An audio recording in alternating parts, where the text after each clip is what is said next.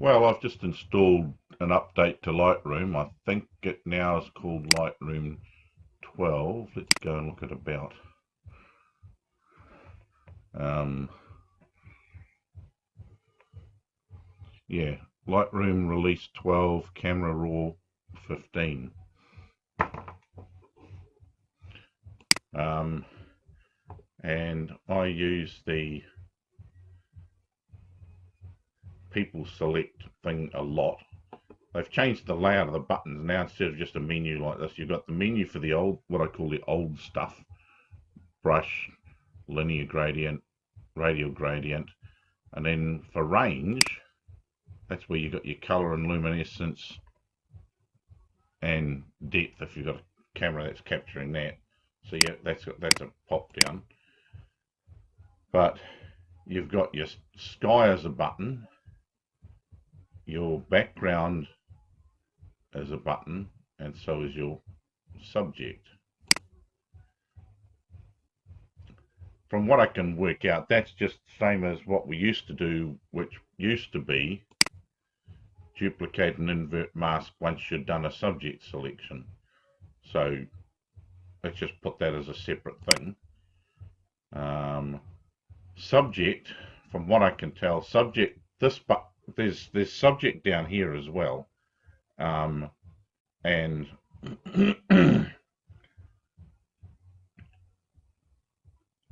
all the subject up here, from what I can tell, works just like the old subject selection, which means it does its best to pick the most prominent subject, which in the case of this photo will be this dude here, because he's the most clearest and sharpest, and as far as the system's concerned, is towards the front.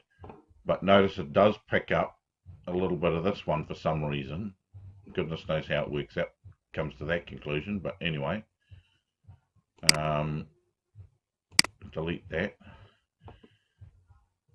Now, all people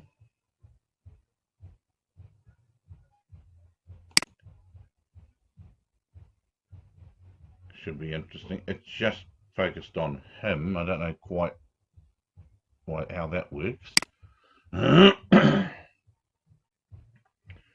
the interesting thing here is it's picked up that there are two people.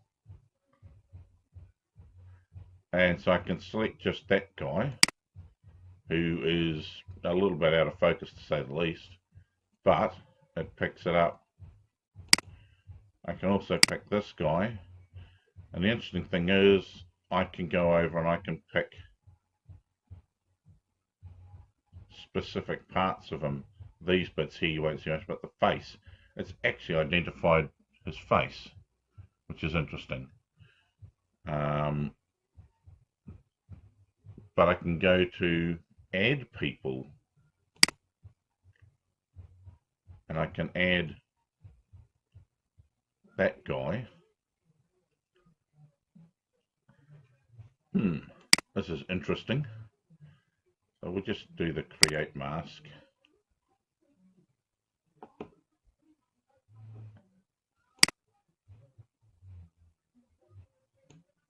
Now I assume I can go back and do another mask like I've done in the past. Oh, they've also moved, up until recently, when you're in the non-masky area,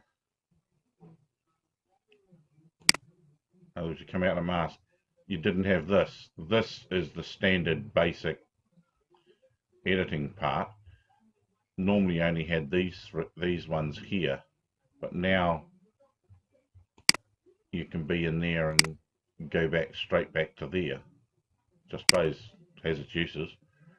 Let's see what happens if I go select subject.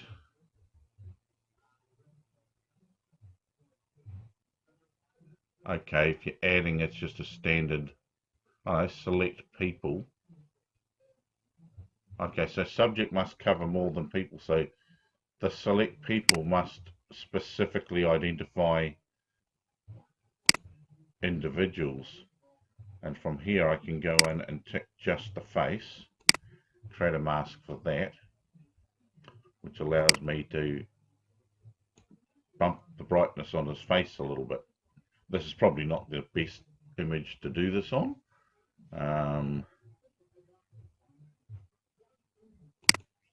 It doesn't have a done button down here anymore. That's interesting.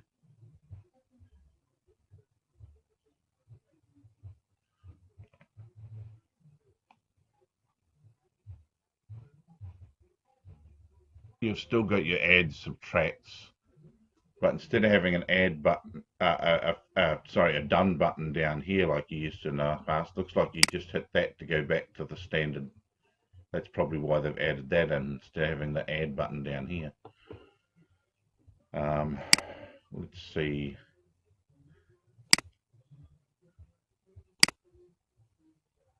Okay, what happens when it, because our front-facing person is blurry as anything. Yep, it picks that up as one person, which is sort of what I would have expected, because that's pretty much what the previous version did. Have I got any close-ups here?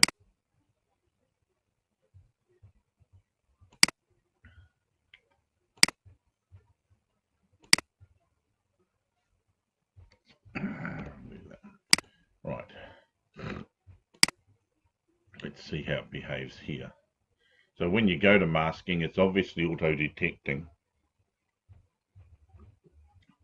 So it's not waiting for you to go select whatever. It's automatically detecting people in here.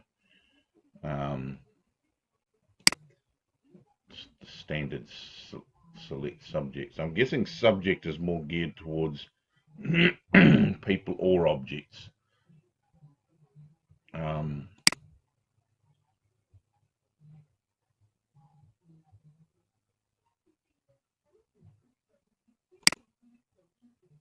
But the background one looks interesting. Sky, I haven't tested the sky out, and I'm going to think right here at the moment. But the background one is handy because a lot of my images that I've been doing for the hockey, I've been doing a subject select and then inverting it because I've wanted to darken up the background just a fraction. So having a subject select, a background select is actually quite a good idea. I also notice, the one thing I notice with these masks is the selection gets a little bit dodgy when there's a large amount of masks sticking out like this. It's done a good job of selecting in between,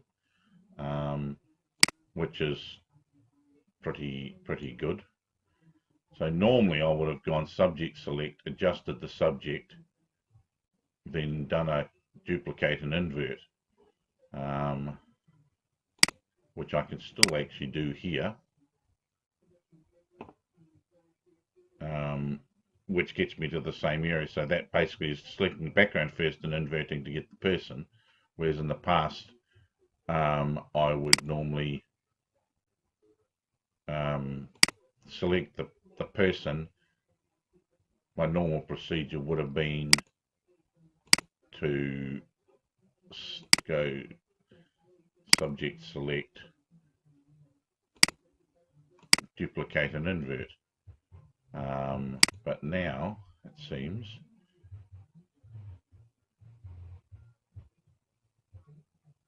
I don't need to do that.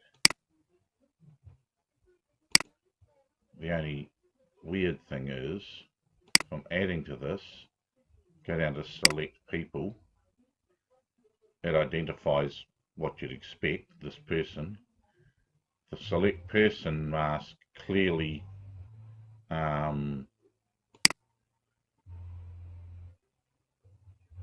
picks up a little bit of that background, but that's generally not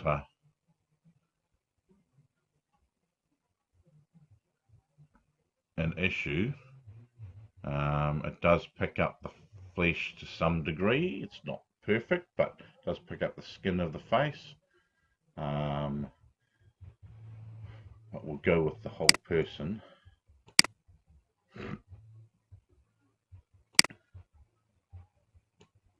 And I want to bump the shadows a little bit here.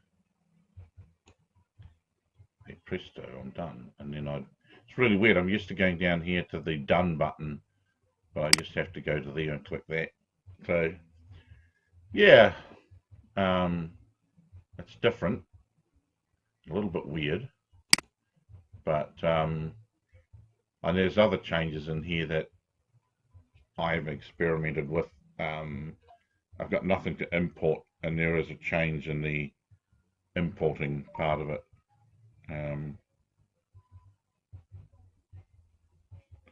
So I didn't understand that. Yeah, so that's interesting. But that's the version 12 of Lightroom, the new one. When you do install it, you do have to do an upgrade of your files.